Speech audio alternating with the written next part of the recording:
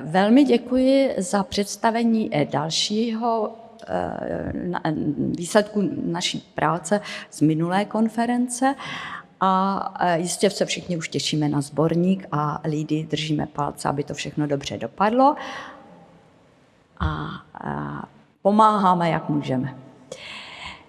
To byla konference v Ohridu v loňském roce a my se tedy vracíme zpátky do Lublaně a dovolte, abych zahájila první sekci odborných příspěvků dnešního dopoledne. Protože nastaly drobné změny v programu, tak začínáme referátem, který v programu je tedy uvedený na druhém místě a já bych poprosila techniku o zprovoznění Zoomu a výborně. Už vidím, máme kolegyni Elenu Petruchinu. Milá Eleno, zdravíme vás do Moskvy, vítáme a já vám rovnou předám slovo a poprosím, abyste se ujala svého tématu. Máte jako každý z nás 15 minut na prezentaci. Děkujeme a slyšíme se. Здравствуйте, дорогие коллеги. Слышно меня? Ano, děkujeme, máte slovo. Да. Я очень рада, что смогла присоединиться к конференции из Азербайджана, из Баку, где я читаю лекции в филиале МГУ, бакинский филиал МГУ. И я еще хотела бы передать привет от основателя нашей комиссии Игоря Степановича Улуханова, который активно работает и в преддверии своего 90-летия в следующем году. Мы с ним общаемся и иногда обсуждаем какие-то вопросы. Он активно работает, просто я это подтверждаю.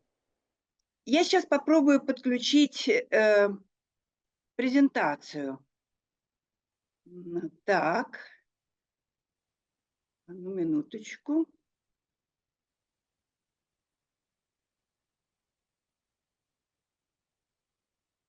Вот так. У меня презентация в PDF, потому что было как-то удобнее это сделать.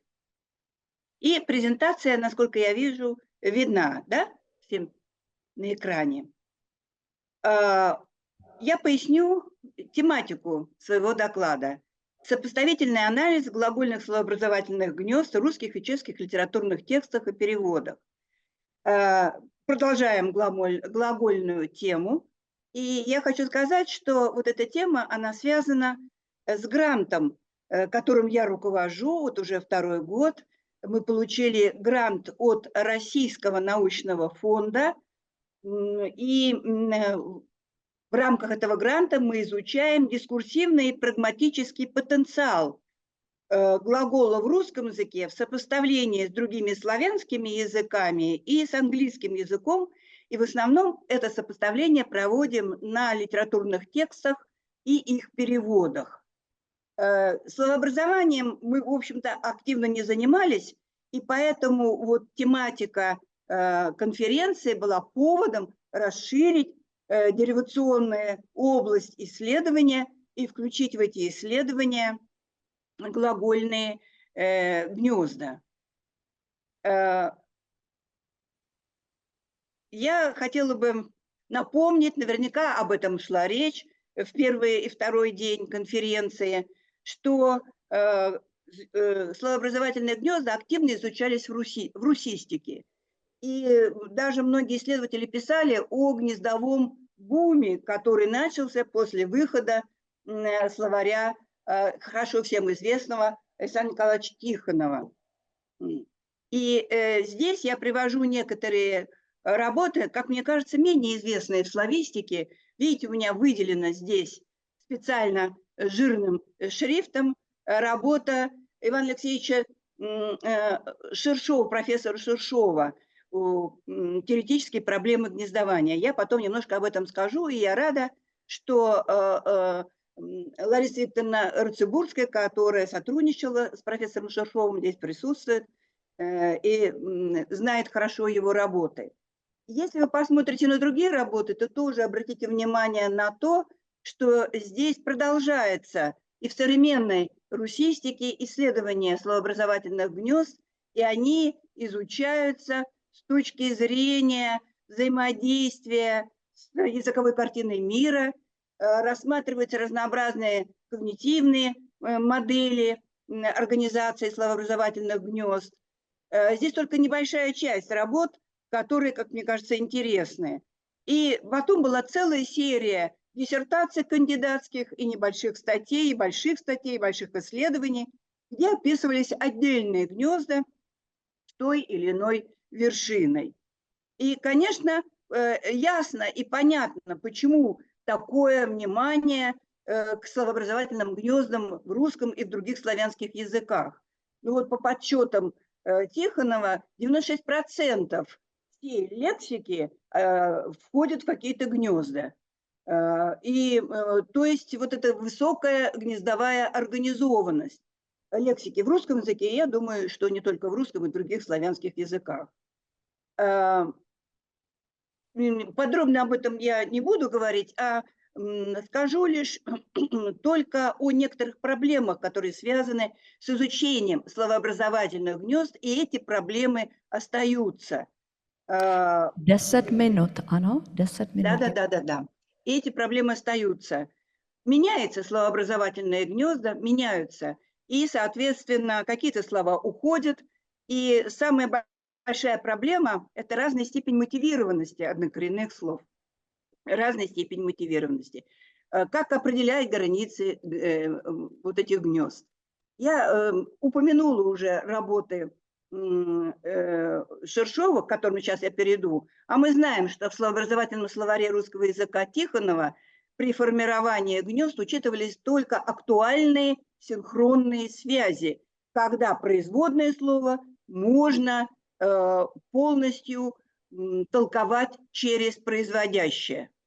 То есть здесь вот этот принцип Винокура, его знаменитой статье 1946 года был сформулирован, что если мы можем естественным образом толковать производное слово через производящее, тогда мы такие пары включаем в словообразовательные гнезда. А вот в словаре Ивана Алексеевича Шершова там другой был подход. Было введено понятие ослабления мотивации, разных степеней мотивации. И вот профессор Шершов считал, что мы должны расширить границы синхронии, включать в гнезда не только вот такие актуальные связи, но и все те связи между однокоренными словами, если остаются связи по семантике, если сохраняется внутренняя форма. И вот он вводит понятие толково-словообразовательного гнезда и объясняет его. И результатом вот этой деятельности теоретической стал словарь. Вот словарь, толково-словообразовательный словарь Ивана Алексеевича Шершова. И было введено в оборот понятие частичной мотивированности. Как же это вот разный подход сказывается на формировании этих гнезд? Я привожу только вот такие некоторые примеры. Если взять русские слова с «благо» в русском языке, то в словаре Тихонова это 23 отдельных гнезда. Благоустроенное, благоразумное, благополучие – это отдельные гнезда. А в толково-словообразовательном словаре Шершова они все вошли в одно гнездо. Он считает, что внутренняя форма не разрушена, внутренняя форма сохраняется, и связь с благо сохраняется. Поэтому мы должны это все включить в одно гнездо. Я хочу вот показать вам, может быть, менее известен этот словарь, как организована вот словарная статья, связанная с гнездом, с вершиной «любить». Я уже сказала, что в рамках нашего гранта мы изучаем глагольные всякие деривационные процессы. И я сегодня буду говорить о глаголах, которые выражают базовые человеческие процессы, ментальные и эмоциональные и действия. Ну, обо всем не смогу сказать, но вот хочу продемонстрировать, как выглядит это гнездо с вершиной «любить» в словаре Шершова. Цепочки здесь не выстроены, потому что вот вершина и все производные слова по алфавиту. Иногда цепочка выстраивается, влюбить, влюбиться, потом немножечко нарушается, но ее легко восстановить. Но здесь я обращаю ваше внимание Здесь даны семантика, потому что Шершов очень считал, что нужно учитывать семантику и мотивирующей базы, и мотивированного слова. И здесь в толкованиях используются ссылки на производящую базу. А вот цветом я выделила, только сейчас бегло покажу, те элементы этого гнезда в словаре Шершова, которые не вошли в гнездо Тихонова. Все, что здесь просто показываю, в словаре Тихонова это разные гнезда. Вот любезный – это уже другое гнездо, потому что трудно толковать слово любезный через любить. А Шершов считает, что любезный имеет значение любимый. Пушкина, например, это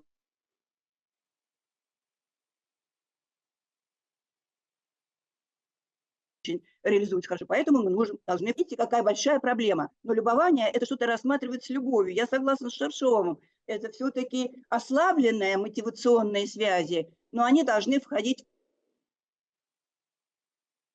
в периферию гнезда. Ну и вот я просто пролистаю, и видите, сколько здесь выделено цветом тех элементов, которые не вошли в состав гнезда Тихонова. Только продемонстрирую ту работу, которая ведется на филологическом. 5 минут. 5 минут. Хорошо. Тогда я это пролистну. У нас вот ведется тоже работа по составлению гнезд по языку Пушкина. Вот я здесь демонстрирую. А я сейчас хочу сказать, что когда возник вопрос вот этого сопоставления гнезд в славянских языках, ну, во-первых, я не обнаружила никаких работ по сопоставительному изучению гнезд в славянских языках, в особом случае в русском и в других славянских. Если кто-то знает, буду благодарна за информацию. И мы провели такое, я провела такое исследование, сопоставляла словообразовательные гнезда в романе Достоевского «Униженный и оскорбленный» и его переводы на чешский язык. Глагол «любить» здесь неудобен для такого сопоставления по понятным причинам. В русском языке «любить» – это один глагол многозначный, который обозначает разные и выражает разные значения этого процесса. А в чешском языке, во-первых, аналитическая модель «мам, рад», «люблю», «миловать», конечно, тоже есть, но для сопоставления это не очень хорошо. А вот мы сопоставляли «думать» и «мыслить». В русском языке два глагола. Смотрите, как они ведут себя и какая богатая деривация в романе Достоевского «Думать» и «мыслить». А в чешском языке эти процессы обозначены одним глаголом «myslет». И очень интересно было сопоставлять, вот здесь два глагола, приблизительно 442 употребления всех родственных слов глаголом с корнем «дум», всего 21 слово производное, и мыслить меньше, менее употребительное, 110 употреблений, всего 17 слов, но тоже очень разветвленная деривационная система. А вот в чешском языке это уражение о понижении, переводчик Гачкова. Здесь мыслят, что интересно, количество словоупотреблений с глаголом мыслят в чешском переводе почти такое же, как в русском, если мы прибавим 441 плюс 110, приблизительно столько же будет именно вот лексем, которые выражают этот когнитивный процесс. Очень интересно оказалось сопоставлять, а очень разветвленное, посмотрите, сколько производных, больше даже, чем в русском языке, 50 производных слов используются. И можно объяснить, почему. Оказалось, вот маленький кусочек этого перевода, оказалось, что в чешском языке очень хороший перевод, прекрасно и интересно его читать, и там обилие производных слов «мишленке», «пшемишлет», «мысл», и очень много, 50 слов с этим корнем. И создается такое впечатление от напряженных мыслительных процессов, обдумывания, обсуждений, анализа. Это вообще свойственно для романов Достоевского.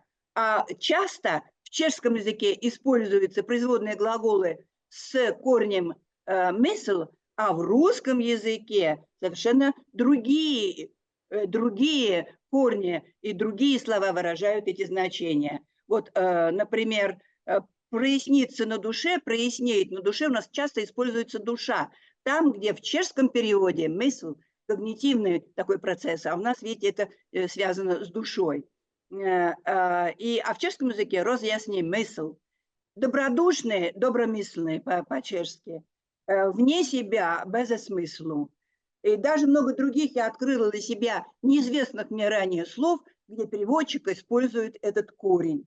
И я хочу поблагодарить организаторов за приглашение и вообще за тему, потому что это расширяет и область наших исследований вот в рамках нашего гранта. Мы не занимались такими деривационными процессами, в основном это грамматические там категории, аспектуальная деривация, залоговая деривация и так далее. Но оказалось, что если рассматривать и сопоставлять два текста с точки зрения гнездовой насыщенности, то очень много интересных размышлений это вызывает и выводов. И я надеюсь продолжить эту работу. Спасибо.